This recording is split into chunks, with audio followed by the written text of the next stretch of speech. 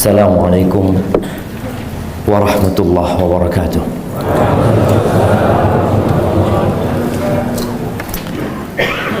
Alhamdulillah, thumma alhamdulillah, alladhi ahyana ba'dama amatana wa ilaihin nusyur. Segala puji bagi Allah Jalla Jalaluh yang telah menghidupkan kita setelah Dia mematikan kita, dan kelak kepadanya kita akan kembali. Kita bersyukur kepada Allah atas banyak nikmat yang Dia berikan, dan ada sebuah nikmat yang lebih baik dari dunia dan isinya, tapi banyak manusia meremehkan nikmat. Kata Nabi alaihi salatu wassalam, raq'atul fajri khairun minad dunya wa ma fiha. 2 rakaat fajar yang dikerjakan sebelum salat subuh itu lebih baik dari dunia dan isinya. Nih santri-santri nih,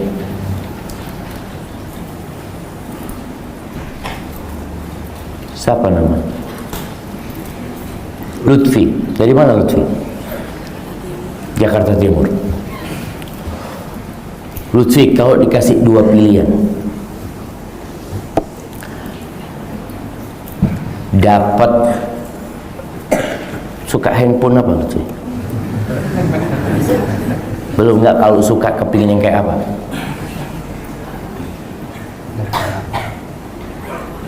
iPhone, Masya Allah, beda kelasnya. iPhone 14 apa 17?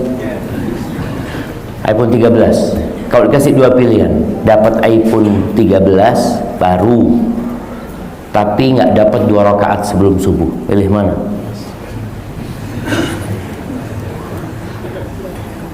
Milih mana? iPhone apa kehilangan 2 rakaat sebelum subuh? Kehilangan 2 rakaat sebelum subuh. iPhone. Dapat iPhone. Dapat iPhone, kehilangan 2 rakaat sebelum subuh.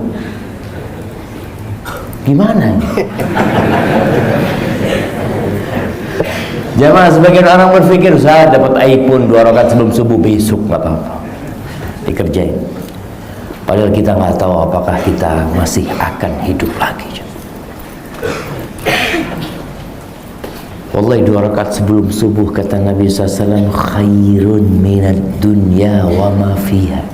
Bukan lebih baik dari iPhone, jemaah. Lebih baik daripada dunia dan isi. Kita masih menganggap dunia ini berharga.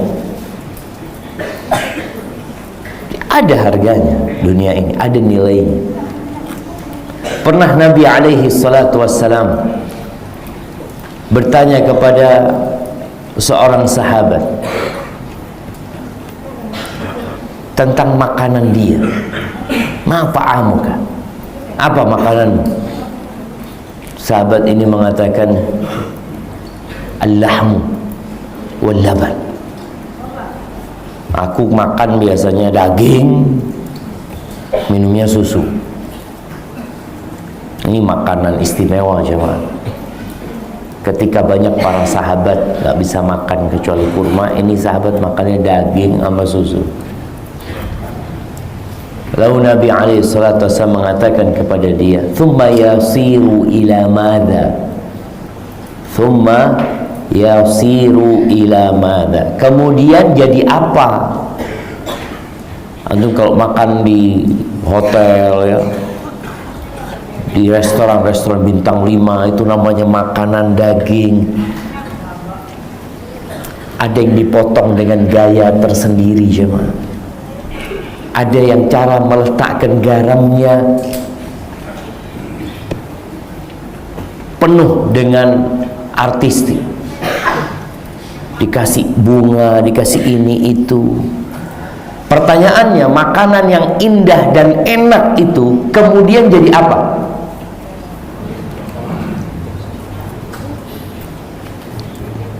Kalau antum dikasih dua pilihan, nikmat makan, makan enak, tapi nggak bisa mengeluarkan yang dimakan,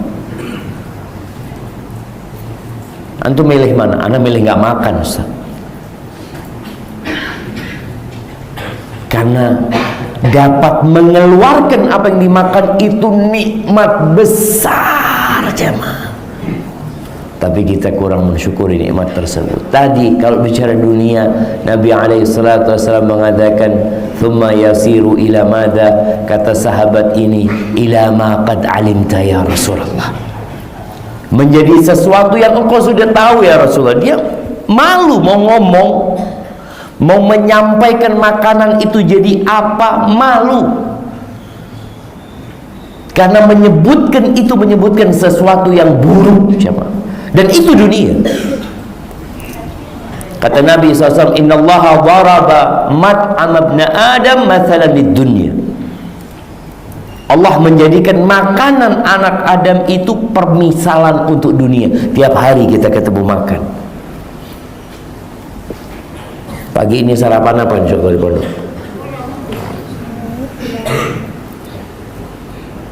Hari apa? Hari Kamis. Dapat makan apa di pondok?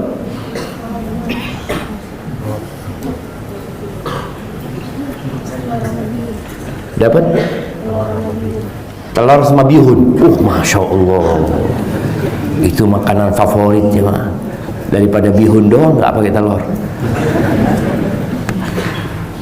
Nah, tiap hari ketemu makanan, lalu kita berpikir, ini jadi apa nih? Jadi apa bentar? Tapi sebagian kita, kata Allah, bal tu'thirunal hayatad dunya, akan tetapi kalian lebih mementingkan kehidupan dunia. Wallahi jemaah, kadangkala itu terjadi sama kita.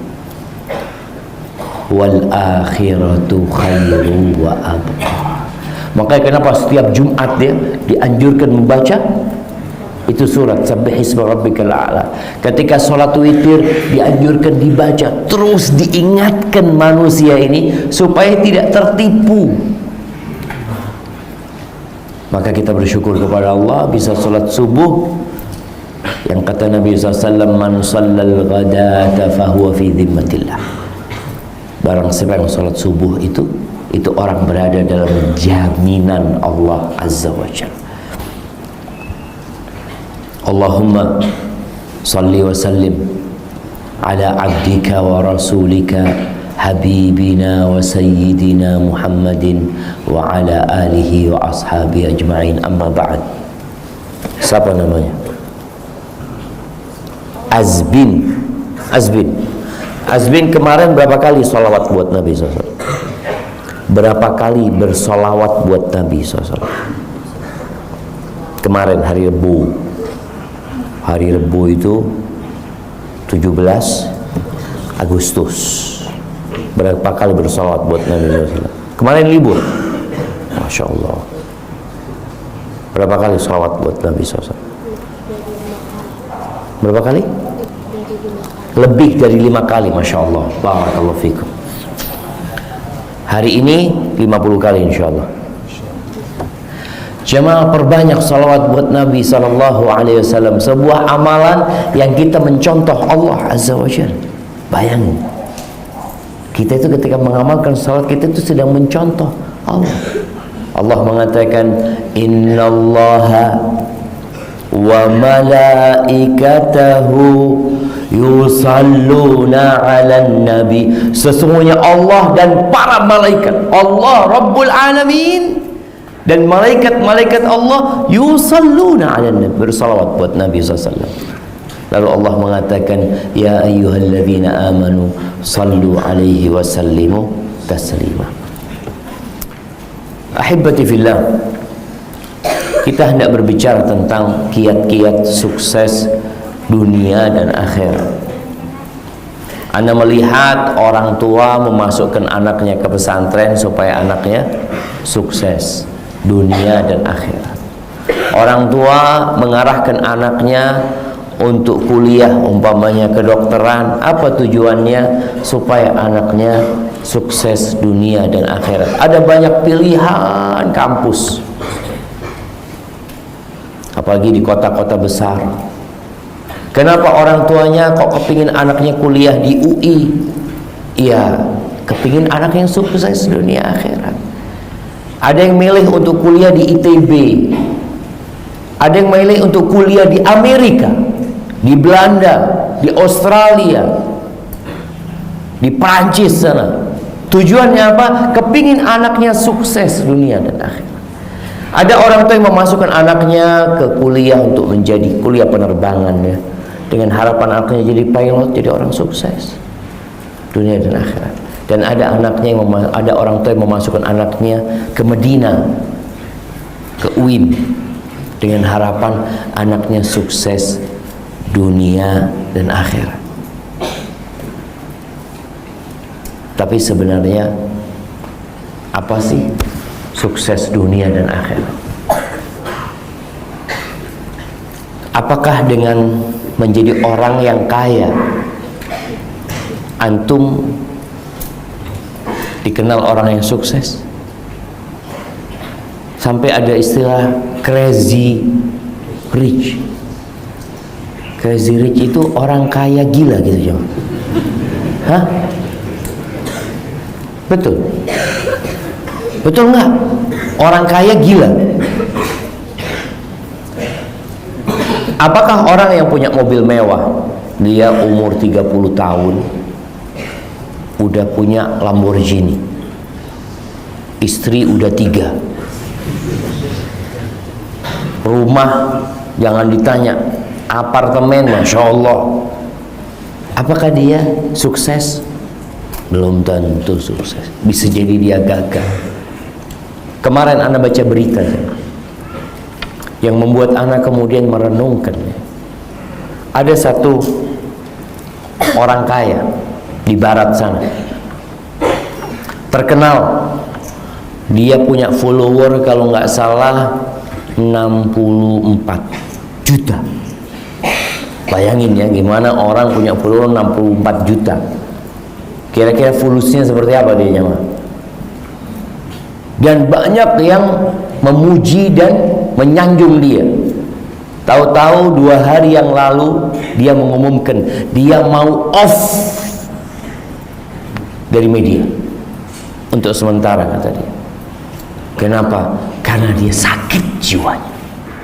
Sakit. Kurang apa dia?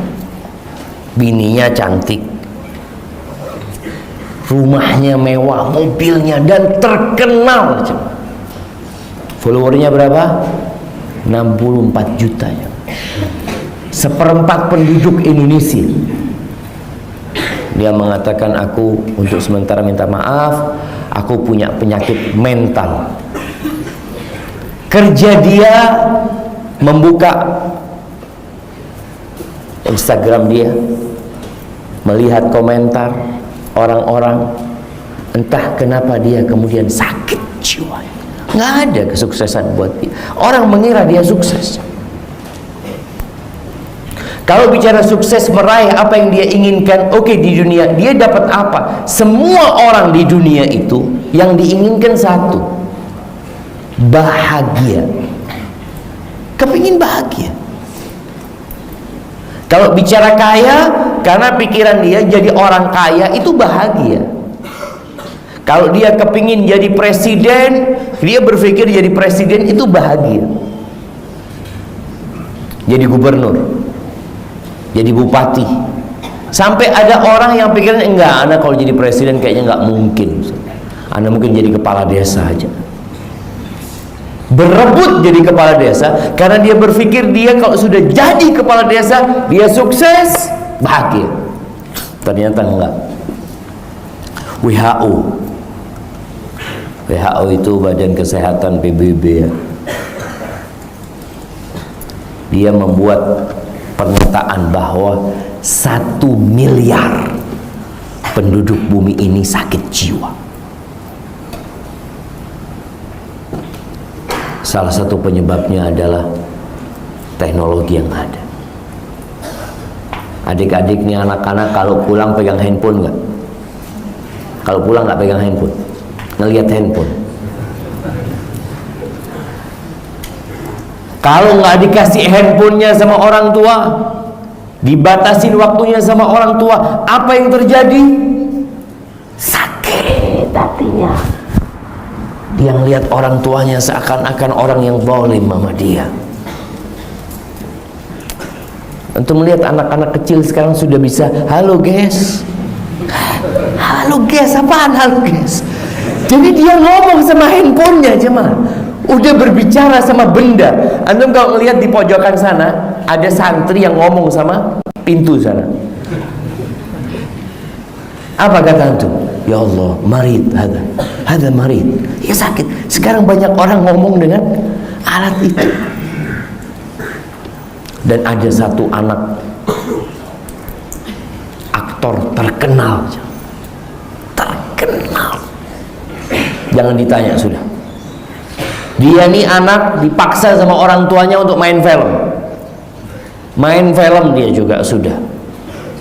Mungkin ketika main film kelihatan dia bahagia ini itu, tapi ternyata hakikat mereka sampai mengatakan kepada orang tuanya ketika umur 15 tahun mereka minta hadiah dari orang tuanya. Apa hadiahnya? Minta supaya orang tua nggak ngurusin dia. Yang kedua, dia minta nama bapaknya dihapus dari nama dia. Dia nggak dapat bahagia jemaah. Kata orang nih sukses.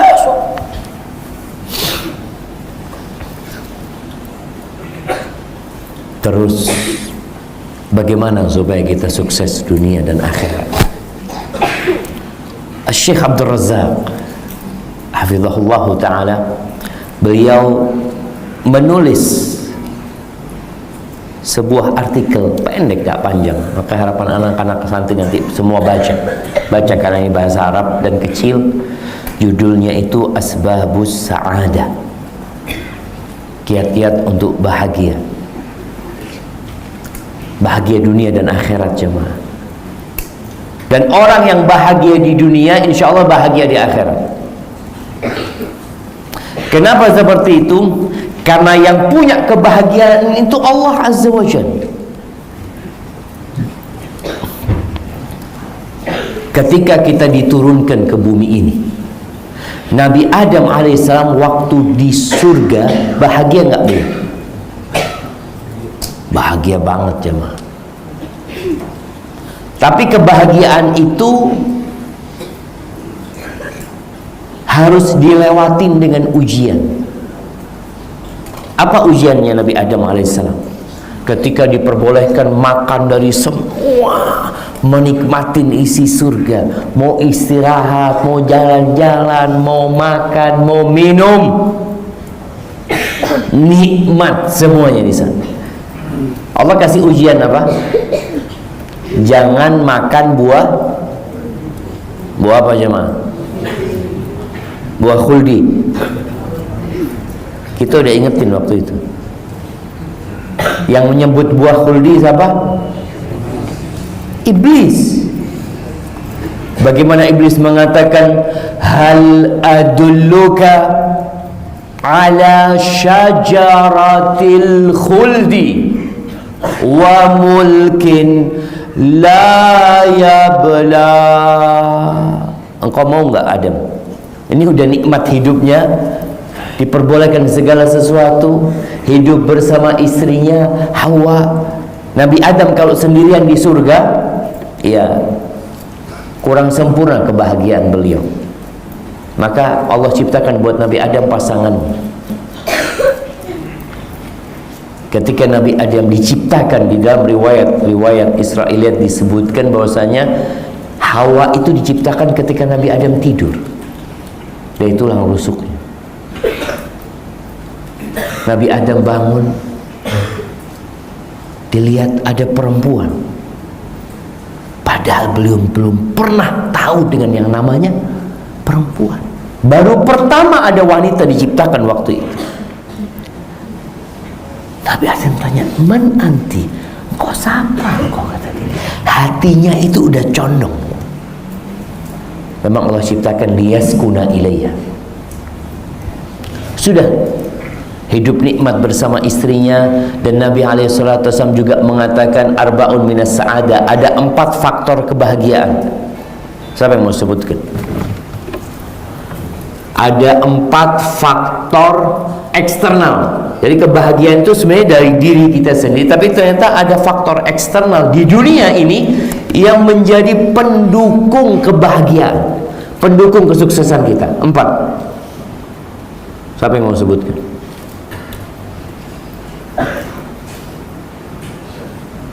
Jemaah. Nah, antum. Iya. Apa 4 faktor kebahagiaan yang disebutkan Nabi SAW? Wallahu a'lam. Antum mau bahagia enggak? Nah, harus belajar. Baik. 4 faktor kebahagiaan dari eksternal ya, dari luar kita. Kata Nabi SAW yang pertama adalah al-mar'atus salihah, istri yang solehah, bukan yang cantik, tapi yang solehah. Karena biasanya kita itu cari istri yang cantik. Iya loh Ustaz, kita cari istri yang cantik, yang solehah. Nah, yang kedua al-baitul wasi', kata Nabi SAW, rumah yang luas. Makanya konsep rumah di masa kini ini konsep rumah yang membuat orang nggak bahagia sebenarnya. Mereka bikin rumah minimalis. Padahal di antara pendukung kebahagiaan yang luas, nggak harus bagus, enggak, tapi luas. Orang kadang-kala sekarang rumahnya apartemen sempit. Kalau mertuanya datang, orang tuanya datang, akhirnya tidurnya duduk selonjoran. Karena minimalis. Kamar mandinya minimalis. Kata Nabi SAW, al-baitul wasi', ingat, bukan yang mewah, bukan yang bagus, tapi yang luas rumah itu. Makanya orang-orang di kampung itu sepertinya mereka lebih bahagia kalau dilihat dari sisi rumah mereka daripada orang-orang di kota. Rumah mereka luas-luas. Orang kampung itu keluar dari rumahnya, apa yang dia lihat? Halaman. Di kanan rumahnya halaman, di kiri rumahnya halaman, di belakang rumahnya halaman, luas. Apalagi kalau belakang rumahnya dia buka pintu belakang rumahnya, yang dia lihat sawah nyambung sama gunung. Walaupun bukan dia yang punya, tapi dilihat Allah Akbar, luas hati dia jemaah. Sekarang orang kalau hidup di kota besar, dia buka belakang rumahnya, yang dia lihat tembok, Allahu Akbar. Kemudian dia lihat ke atas, rumahnya orang sudah di atas. Al-baitul wasi', rumah yang luas. Ingat, nggak harus mahal, nggak harus mewah, tapi rumah yang luas. Yang ketiga, al-jarus saleh, tetangga yang soleh. Karena apa guna antum punya rumah yang luas, istri yang cantik, tetangganya pencuri, tetangganya orang yang gak bener, istri antum digodain sama dia. Ayam antum kalau keluar gak pernah balik ke rumah. Wallahi sahih ya ma. Jadi apa gunanya? Gak ada gunanya. Antum pun gak akan bahagia. Maka perlu cari tetangga yang baik. Kenapa laris perumahan-perumahan? Karena dalam bayangan mereka kalau hidup di perumahan itu insya Allah tetangganya baik-baik tuh. Yang keempat, al-markabul hani, kendaraan yang nyaman, bukan kendaraan yang mahal, yang modelnya macam-macam, yang nyaman, yang kalau dinaikin sama antum insya Allah nggak takut mogok di tengah jalan, yang kalau parkir nggak takut beret. Antum lihat ada orang-orang punya motor bagus, punya mobil bagus, itu kalau beret jemaah, sebenarnya yang baret itu bukan motornya, tapi hatinya dia ngelihat ada baret di mobilnya. Ya Allah, siapa yang melakukan ini? Ya ada yang berbuat itu. Maka nanti kita akan bicarakan bagaimana supaya baret di mobil kita tetap membuat kita bahagia. Bagaimana antum keluar dari masjid sandalnya hilang, tetap antum bahagia. Siapa yang pernah keluar masjid sandalnya hilang? Masya Allah, Masya Allah. Siapa namanya? Yasir. Perasaannya gimana ketika sandal itu hilang? Sedih? Marah-marah? Enggak. Karena kok bisa hilang? Kenapa? Pernah buat hilang sandalnya kawannya? Yasir? Enggak, tapi sandalnya pernah hilang. Masya Allah. Bagaimana ketika sandal hilang? Sandal hilang berapa sih jamaah? Tapi gimana orang keluar motornya hilang? Ada satu kawan bangun tidur di rumahnya, mau berangkat ke masjid, mobilnya hilang. Kemana mobilnya? Nah, jamaah, ini cuma faktor eksternal yang membuat kita bahagia. Artinya kalaupun hilang, tetap ada sesuatu yang membuat kita sukses yang ada di diri kita.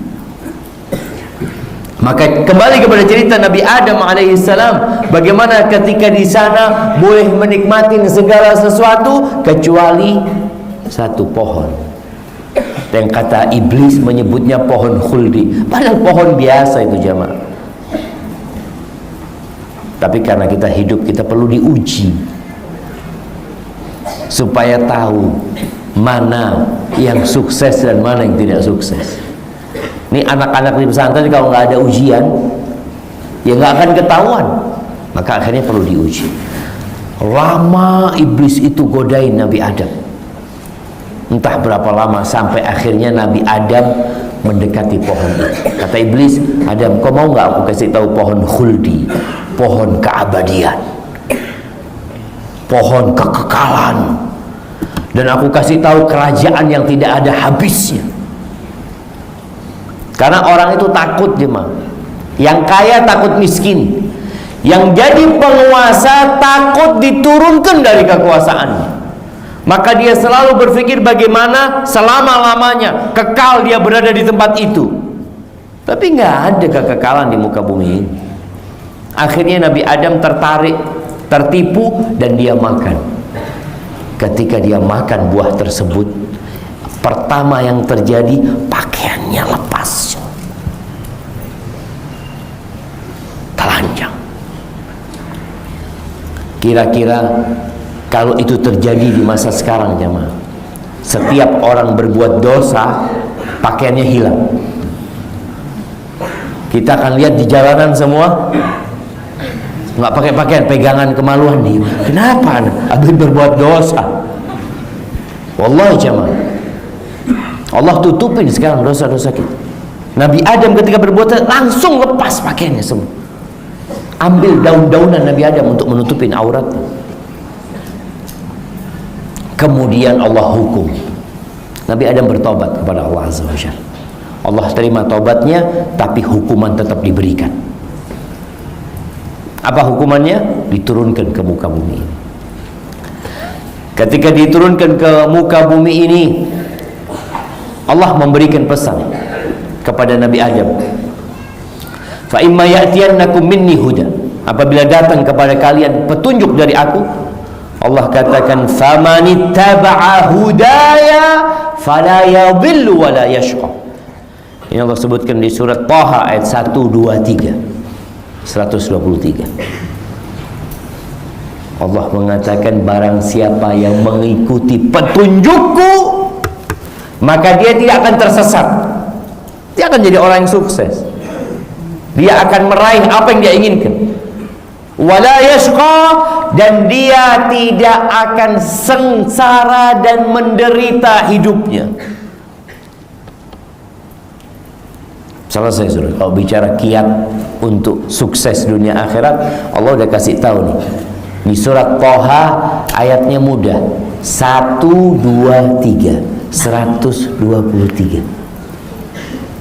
Nggak akan tersesat, nggak akan menderita, nggak akan sengsara hidupnya. Dan ini keputusan Allah Jalla Jalaluh. Bagaimana Allah turunkan kepada Nabi Adam suhuf sebagai petunjuk, kepada Nabi Musa Allah turunkan apa? Taurat. Yang mengikuti Taurat di masanya Nabi Musa, fala yadhillu wala yashqa. Dilanjutkan oleh Nabi Isa alaihissalam, Allah turunkan bersamanya Injil. Yang mengikuti Injil bersama Taurat, fala yadhillu wala yashqa, maka tidak akan tersesat dan tidak akan sengsara pada masa itu. Dan ketika Nabi kita Muhammad alaihi salatu wassalam, Allah turunkan Al-Quranul Karim. Di awal surat Taha, Allah Azza wa Jalla mengatakan, ma anzalna alaikal Quran litashqa. Kami tidak menurunkan Al-Quran kepadamu agar engkau menderita hidupnya. Enggak. Tersiksa dengan Al-Quran. La. Kadang-kala teman-teman nih yang udah ngaji, atau dulu dia sebelum ngaji, dan sekarang ketika berjumpa dengan orang-orang yang masih jauh dari sentuhan-sentuhan agama, dia berpikir agama ini menyusahkan, berat agama ini, sedikit-sedikit haram, hada haram, hada haram, sehingga dia menderita. Lah, coba engkau ikuti. Berapa banyak di antara kita yang kesel sama lampu merah? Engkau lihat lampu merah, astagfirullah, lampu merah 60 detik, mulai mikir yang enggak, mulai kepingin robos lampu merah karena melihat lampu merah seperti itu. Padahal lampu merah dibikin supaya antum tidak menderita. Berapa banyak di antara kita yang malas pakai sabuk pengaman. Akhirnya sabuk pengamannya, karena kalau nggak pakai sabuk pengaman, mobilnya bunyi terus ya. Dia belikan alat untuk nutup tempatnya sabuk pengaman itu ya. Dia berpikir, ya Allah, sabuk pengaman ada menyiksa. Padahal dia dibuat untuk keselamatan, namanya safety belt, sabuk pengaman. Tapi sebagian orang nggak mau, jamaah. Allah mengatakan, ma anzalna alaikal Quran litashqa. Kami tidak menurunkan Al-Quran agar engkau sengsara hidupnya, tapi agar engkau sukses, bahagia dunia dan akhirat. Orang yang bahagia di dunia, bahagia di akhirat, teman. Supaya kita tahu apa kiat kebahagiaan itu. Ya, ini Quran Allah sudah turunkan, dan Allah jelaskan di dalam Al-Quranul Karim tentang siapa pemilik kebahagiaan. Di surat An-Najm ayat 43, Allah Azza wa Jalla mengatakan, wa annahu huwa adhaka wa abka. Dan dialah Allah yang membuat orang tertawa dan membuat orang menangis. Dialah Allah yang membuat orang ini bergembira dan membuat orang ini menangis. Itu Allah Azza wa Jalla. Qarun. Siapa yang pernah ketemu Qarun? Ada yang pernah ketemu Qarun? Pernah ketemu orang namanya Qarun? Nggak ada, jemaah. Nggak ada orang mau ngasih nama anaknya Qarun. Atau ada orang yang ngasih nama anaknya Fir'aun. Fir'aun, tahu? Fir'aun, na'udzubillah. Orang nggak kepingin, jemaah. Tapi nggak tahu ya kalau orang kafir. Pernah ada yang punya orang kawan non muslim namanya Qarun? Kayaknya enggak ya. Cerita Qarun berada dalam kitab-kitab mereka. Ada dalam Taurat, ada dalam Israiliyat ya, dalam cerita-cerita Bani Israel diceritakan Qarun, dan Allah ceritakan dalam Al-Qur'anul Karim. Bagaimana Qarun dengan hartanya bangga dia. Dikatakan kepada dia, la tafrah, innallaha la yuhibbul farihin. Engkau jangan bergembira yang kelebihan, yang penuh dengan kebanggaan. Allah nggak suka. Allah nggak suka. Allah nggak suka dengan orang-orang yang berbangga-banggaan, yang berifuria dengan hartanya, pamer hartanya, menunjukkan kepada manusia. Antum pikir ini orang sukses? Lah.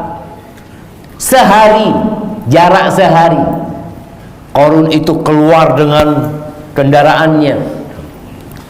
Sekarang mobil paling mahal berapa harganya jemaah? Berapa? Berapa?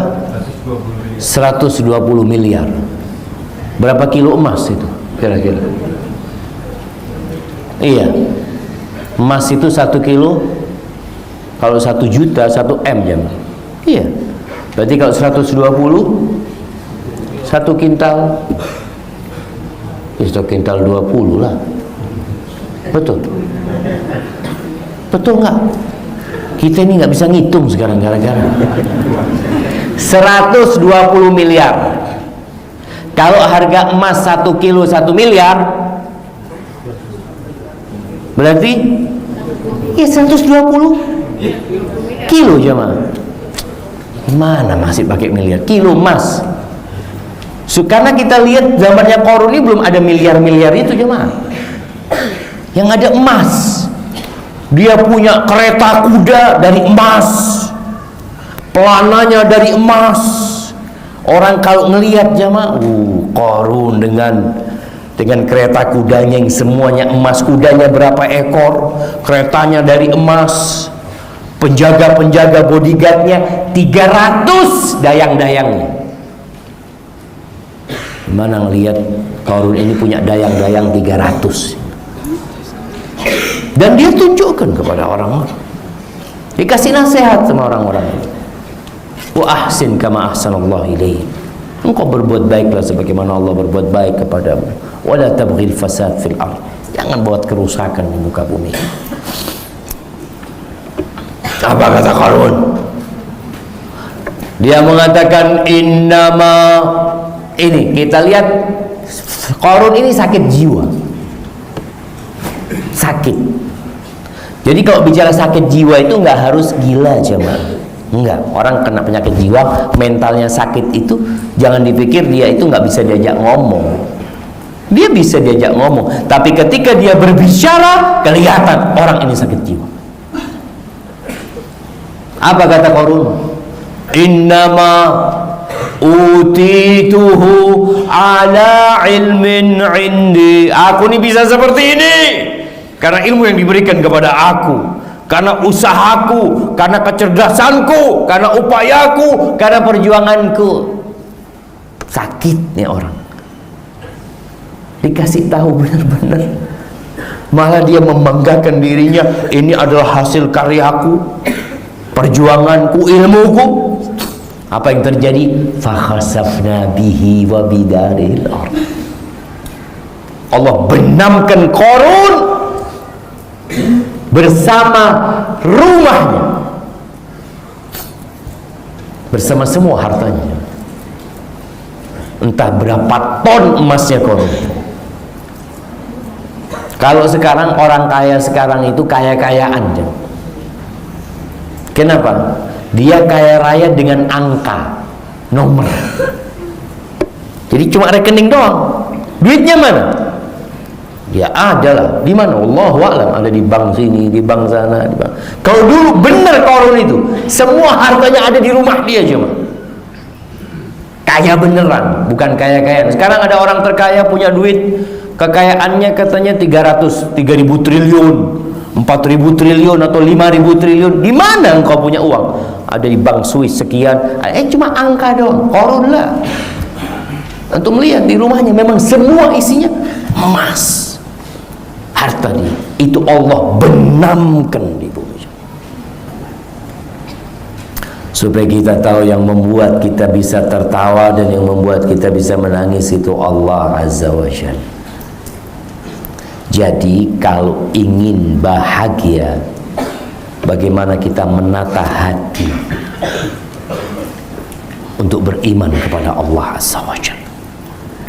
Semuanya milik Allah Azza wa Jalla. Qulillahumma malikal mulk.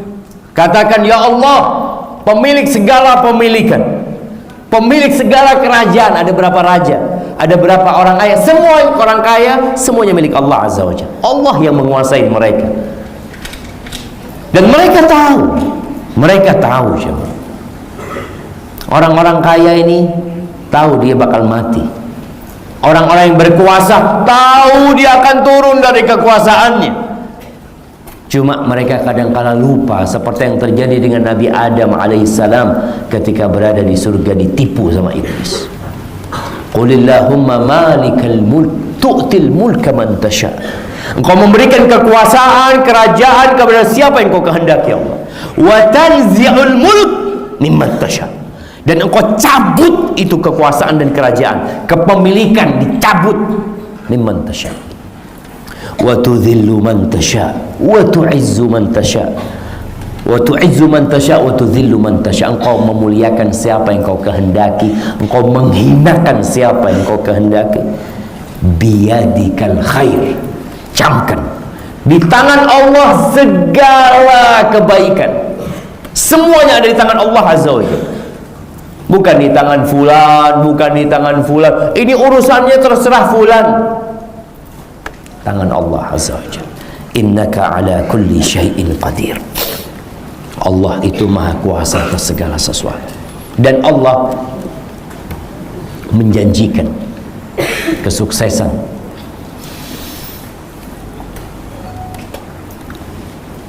buat siapa? Kata Allah di surat An-Nahl ayat 97, man amila salihan min dzakarin aw untha wa huwa mu'min falanuhyiyannahu hayatan thayyibah. Kata Allah Azza wa Jalla, barang siapa yang beramal soleh, baik itu laki-laki atau perempuan. Nih, kalau ada yang mengatakan Islam itu diskriminatif terhadap para wanita, enggak. Allah sebutkan barang siapa beramal soleh, mau laki mau perempuan, dengan catatan wa huwa mu'min, dia beriman. Ini syarat penting untuk kita sampaikan kepada manusia.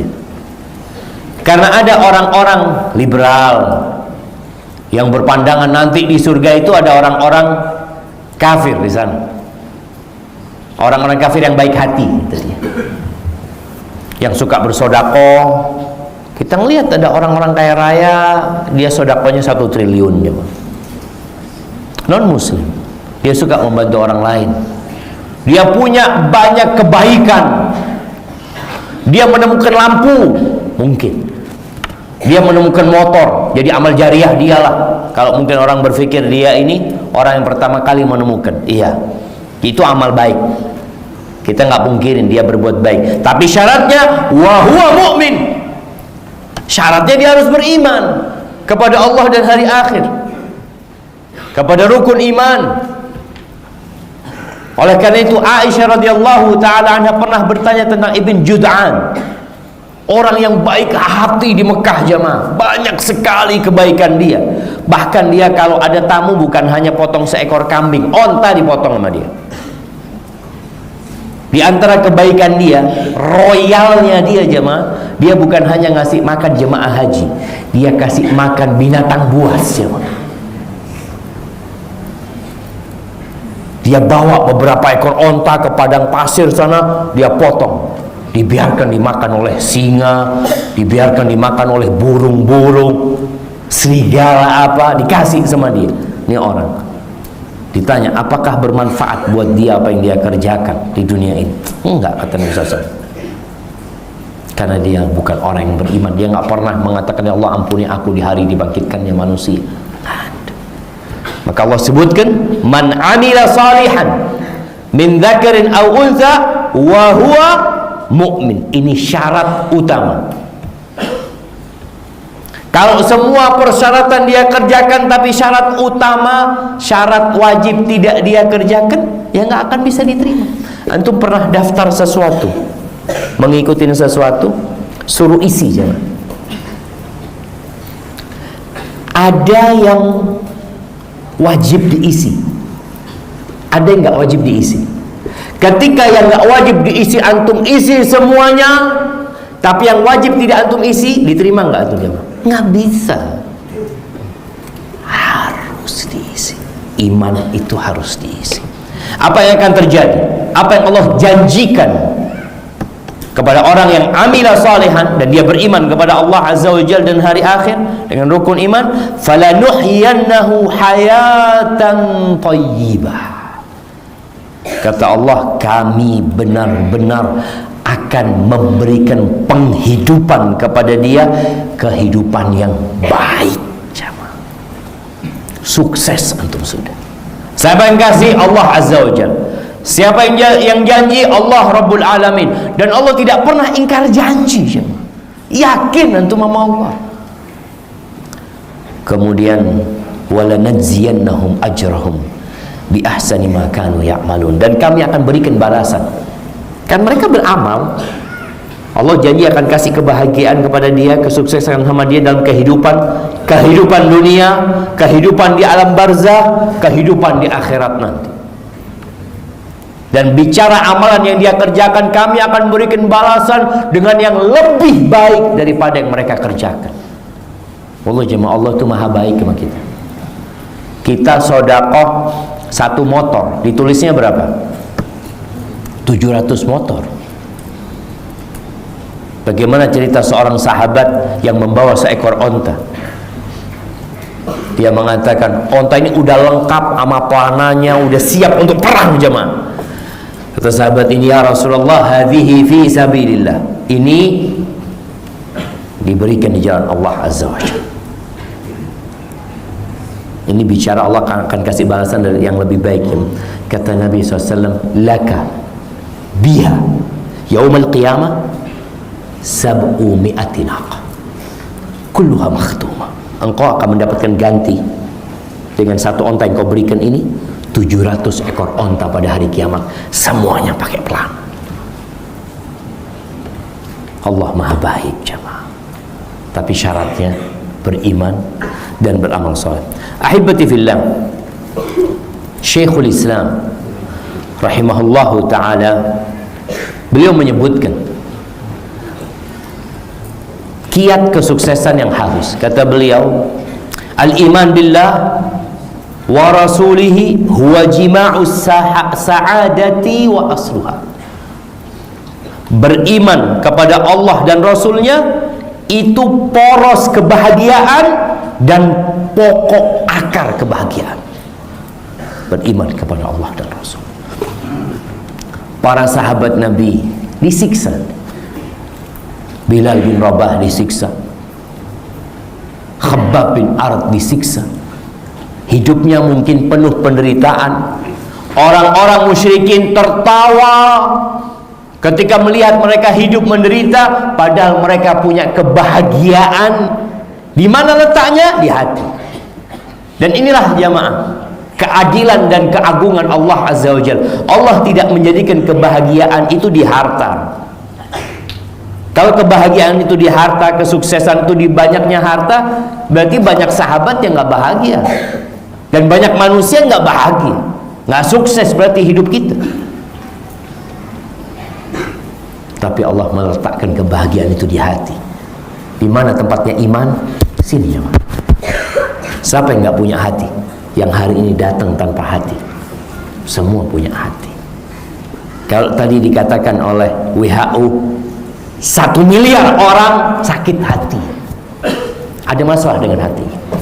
Coba diperbaiki imannya, insya Allah engkau akan jadi orang yang sukses. Ala bidzikrillah tatmainnul qulub.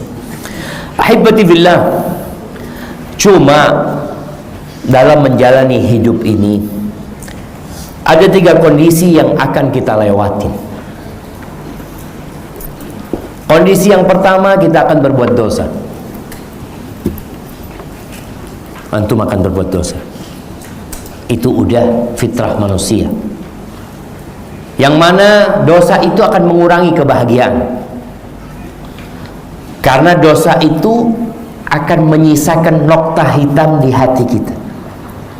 Kata Nabi SAW, "Idza adzlaba 'abdun nukita fi qalbi nukta sauda." Ini wadah kebahagiaannya nggak jadi jernih, jadi kotor. Antum bisa ngelihat ya, ketika gelas itu jernih enak dilihat. Tapi kalau sudah ada lumutnya ini itu, ngelihatnya aja nggak suka, apalagi mau minum. Ketika seorang berbuat dosa, maka akan ada nokta hitam. Apa kata Nabi SAW? Fa'idha taba wastaghfara wa naza'a suqila qalbu. Itu tanda apa jemaah? Tanda udah selesai kajiannya. Kalau dia bertobat, beristighfar, meninggalkan itu dosa, jantungnya, hatinya dibersihkan jemaah. Dibersihkan. Allahu Akbar. Antum kalau melihat kacamata, orang pakai kacamata, kemudian ada debunya atau ada apa, kemudian antum bersihkan, dilihat, ya Allah enaknya lihat. Maka kalau bicara kita akan berbuat dosa dan akan kembali berbuat dosa dan akan kembali berbuat dosa yang menjadi tabiat manusia, solusinya supaya tetap sukses, istighfar. Mau nggak mau, perbanyak istighfar. Nah, antum, anda mau tanya, kemarin berapa kali istighfar antum? 3 kali 5. Ada tambahan lainnya, nggak terhitung. Kita nggak terhitung. Nabi SAW ngitung ya, Nabi ngitung. Beliau mengatakan, ayuhan nas, tubu ilallah wastaghfiruh. Wahai umat manusia. Siapa umat manusia itu jemaah? Ada Abu Bakar, ada Umar, ada Utsman, ada Ali, ada Abdurrahman bin Auf, ada 10 sahabat yang dijamin masuk surga. Beliau mengatakan kepada mereka, ayuhan nas, tubu ilallah wastaghfiruh. Bertobatlah kalian dan beristighfarlah. Fa inni atubu ilallah wa astaghfiru fil yawm akthar min 70 marrah. Aku bertobat, beristighfar, mohon sama Allah tiap hari itu lebih daripada 70 kali. Sekali duduk, kadang-kala beliau 100 kali jamaah istighfar. Jadi kalau kepingin sukses hidupnya, perbanyak istighfar. Karena kita tahu dosa itu nempel sama kita terus. Hanya saja tadi kalau kita berbuat dosa, nggak seperti cerita Nabi Adam, lepas baju kita, enggak. Maka beristighfar. Ibnu Qayyim azza wa jalla, Ibnu Qayyim rahimahullahu ta'ala, beliau menyebutkan hal itu 3 kondisi. Jadi yang pertama, ketika engkau berbuat dosa, bertobat, beristighfar. Habis sholat aja kita ngomong apa jemaah? Astaghfirullah, astaghfirullah. Dan kalau bicara faedahnya istighfar, banyak sekali. Istighfar, bertobat kepada Allah itu membukakan pintu rizki. Apa kata Nabi Nuh kepada kaumnya? Faqultu astaghfiru rabbakum innahu kana ghaffara yursilis samaa 'alaikum midrara wa yumditkum bi amwal wa banin wa yaj'al lakum jannatin wa yaj'al lakum anhar. Aku katakan kepada kaumku, beristighfarlah kalian, bertobatlah kepada Allah. Allah itu maha menerima taubat hamba, maha pengampun Allah azza wa jalla. Maka Allah akan kirimkan hujan yang bermanfaat buat kalian. Allah akan tambah buat kalian harta, anak-anak kalian, dan Allah akan jadikan buat kalian taman-taman, kebun-kebun, sungai-sungai dengan bertobat dan beristighfar. Jadi kalau kondisi internal kita baik, urusan eksternal itu nomor 2. Tapi Allah janji, Allah akan berikan kepada kita. Maka hendaklah kita bertobat kepada Allah. Dan syaratnya tobat itu apa aja syaratnya tobat? Udah pernah tobat belum? Siapa namanya? Nah, siapa namanya? Riri. Riri udah pernah tobat. Denny udah pernah tobat. Sering? Enggak sering. Nabi katanya tiap hari suruh tobat. Kok enggak sering? Kata Nabi SAW tiap hari lebih dari 70 kali. Nabi SAW tiap hari bertobat lebih daripada 70 kali. Dan ini sebulan sekali tobat. Hah? Sejumat sekali? Atau tiap hari tobat? Tiap hari tobat enggak? Baik, syaratnya tobat apa jemaah? Menyesali, meninggalkan, bertekad untuk tidak mengulang. Itu harus ada. Jadi kondisi kedua, Allah akan kasih nikmat sama kita. Ada sebagian kita yang lupa dengan nikmat yang Allah berikan. Kalau kepingin sukses, antum syukuri nikmat yang Allah berikan. Wa in ta'uddu ni'matallah la tuhsuha. Kalau kalian hendak menghitung nikmat Allah, nggak bakalan bisa. Tapi kebanyakan kita menghitung nikmat itu fulus, harta. Padahal nih bisa duduk di bawah ini nikmat. Gimana kalau Allah jadikan kita punya penyakit wasir yang nggak bisa duduk? Kita kan nggak mensyukuri nikmat itu. Maka syukuri nikmat yang Allah berikan. Nabi SAW berpesan kepada Mu'adz bin Jabal untuk membaca doa di akhir salat, Allahumma a'inni ala dzikrika wa syukrika wa husni ibadatik. Kalau merasa Ustaz sebenarnya anak ini sedang kena musibah Ustaz, susah ekonomi, lihat kepada yang lebih susah hidupnya. Kalau kepingin sukses hidupnya, unzuru ila man huwa asfala minkum wala tanzuru ila man huwa fawqakum. Sedangkan orang-orang yang mementingkan kehidupan dunia, mereka itu nyuruh kita melihat kepada yang di atas kita. Maka kenapa selalu ditampakkan barang-barang mewah, mobil-mobil mewah? Memang orang ini supaya kepingin. Ketika dia berambisi, dia akan berusaha dan dia akan tersiksa. Kenapa? Ketika dia sudah punya mobil dengan harga 2 miliar, udah dia hatinya sudah kayaknya bahagia. Tahu-tahu di lampu merah ketemu sama yang harganya 7M. Dia lihat, astagfirullah.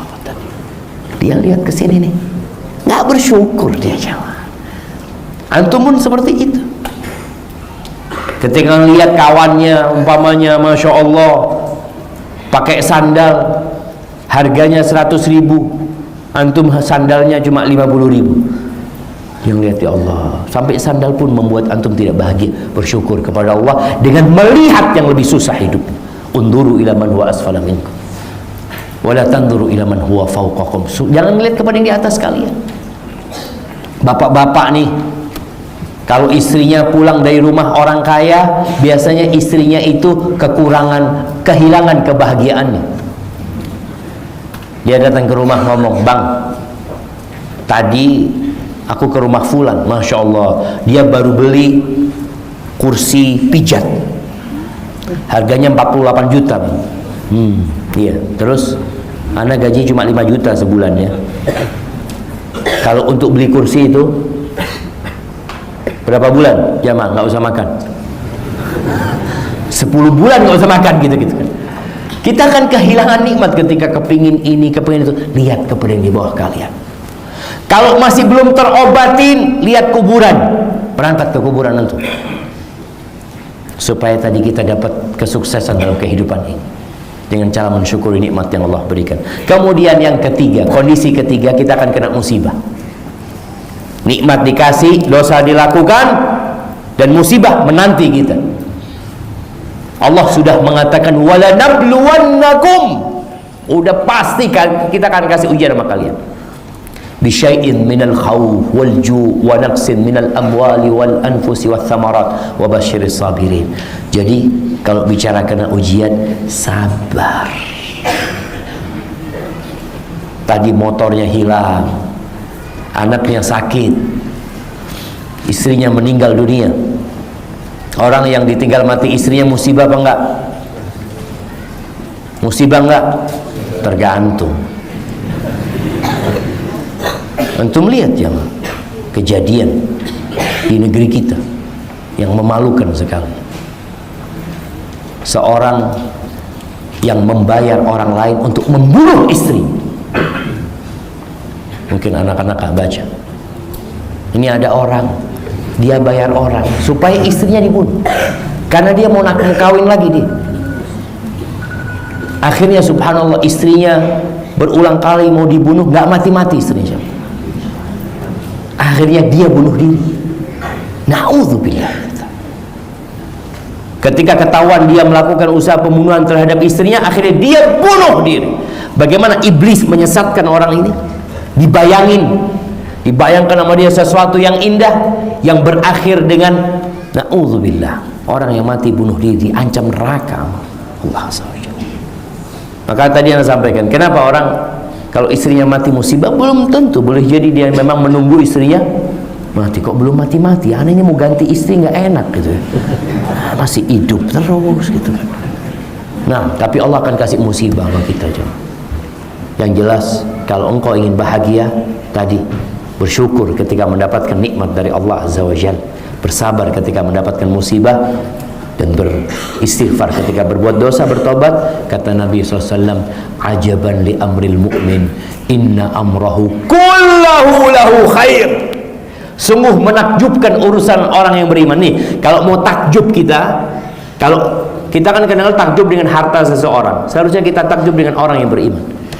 Orang beriman semua urusannya baik. Mau ada di atas, mau ada di bawah, mau sehat, mau sakit, mau kaya, mau miskin, mau dapat pekerjaan, mau di PHK, semua urusannya baik. Dan itu kata Nabi SAW, walaysa dzalika illa lil mu'min.